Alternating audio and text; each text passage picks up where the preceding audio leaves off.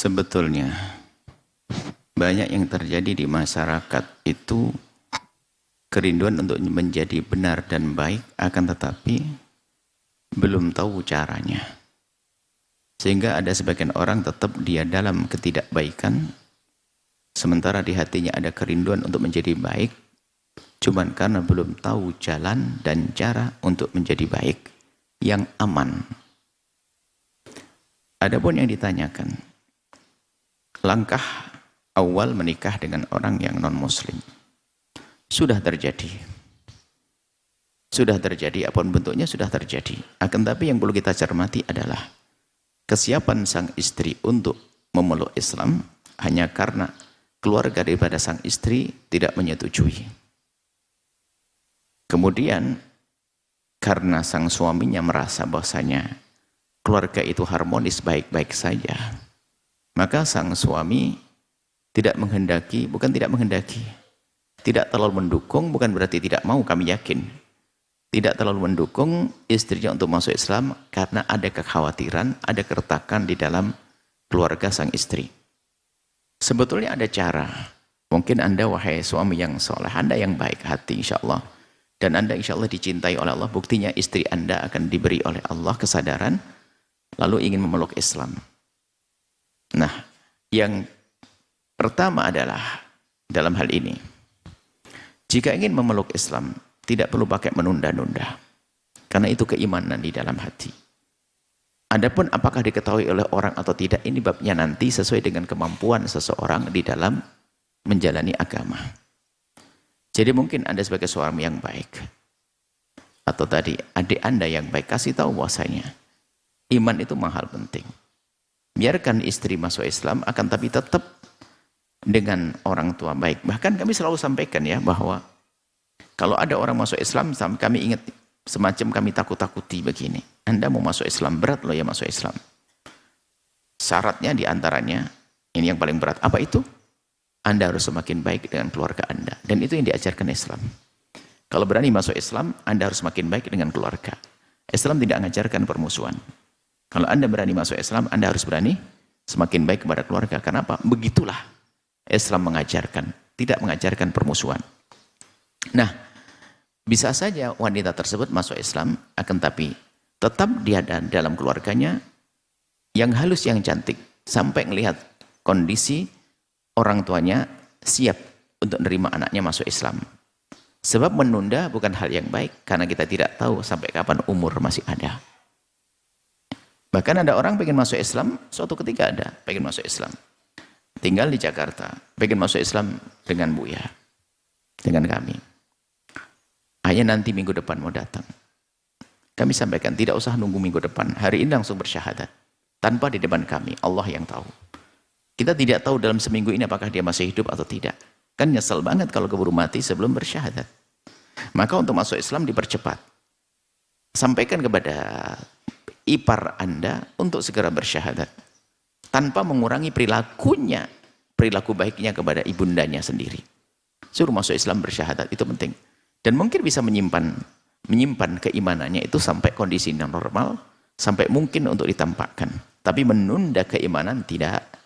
Karena apa? Kita tidak tahu sampai kapan umur itu ada. Jadi kami himbau untuk bisa tetap tetap masuk Islam dengan akhlak yang mulia. Kalau mau disembunyikan dari ibundanya, tetap disembunyikan karena ibundanya mungkin belum kuat. Atau mungkin kalau seandainya tahu, Anda menjadi tidak kuat nanti. Nah, jadi bisa cara. Anda mungkin orang berani, saya rela, bisa saja. Tapi khawatir berat. Apalagi sudah ada cucu, ada anak, dan sebagainya. Mungkin selama ini terbangun kedekatan yang bagus dengan ibundanya. Dan insya Allah kalau dengan akhlak yang baik, dengan cara yang baik, bisa jadi ibundanya malah terpesona daripada akhirnya. Yang jelas iman tidak perlu ditunda. Langsung saja masuk Islam, bismillah.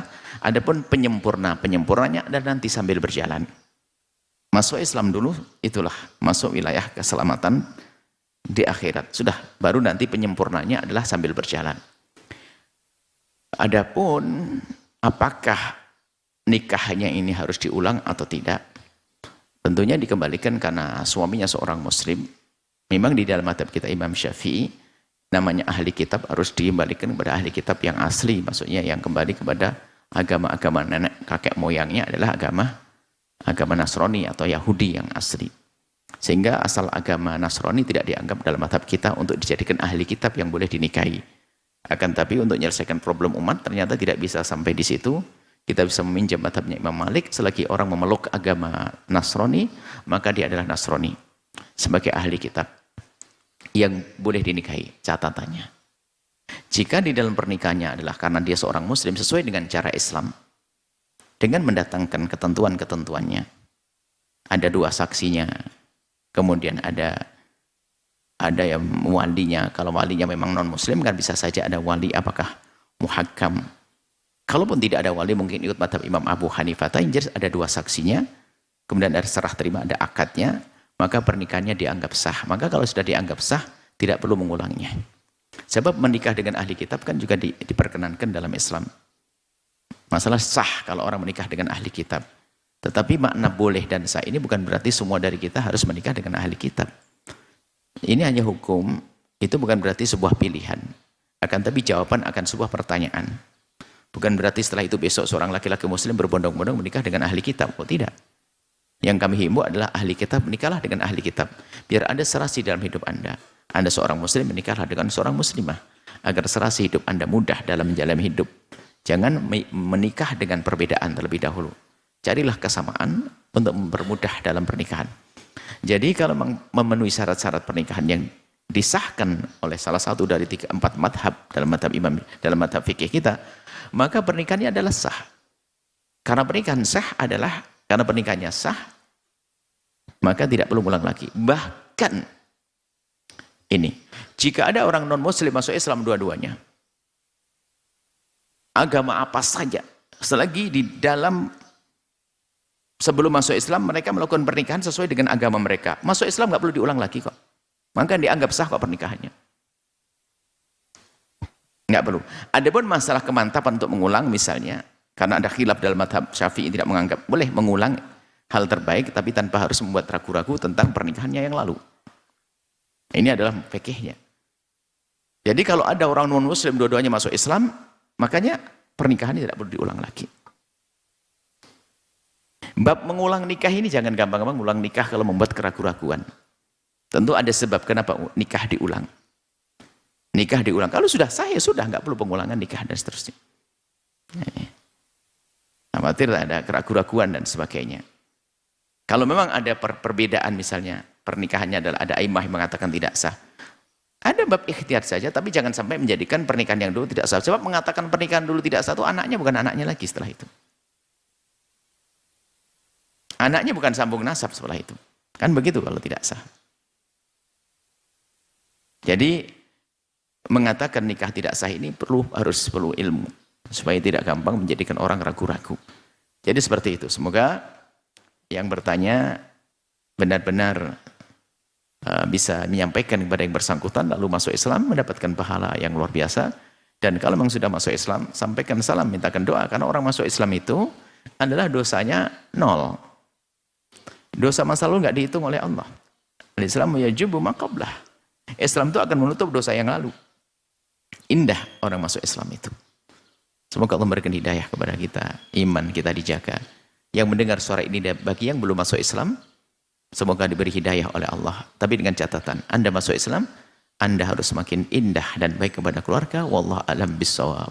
Setelah Anda menyaksikan video ini, jangan lupa berselawat kepada baginda Nabi Muhammad sallallahu alaihi wa alihi wa sahbihi wasallam.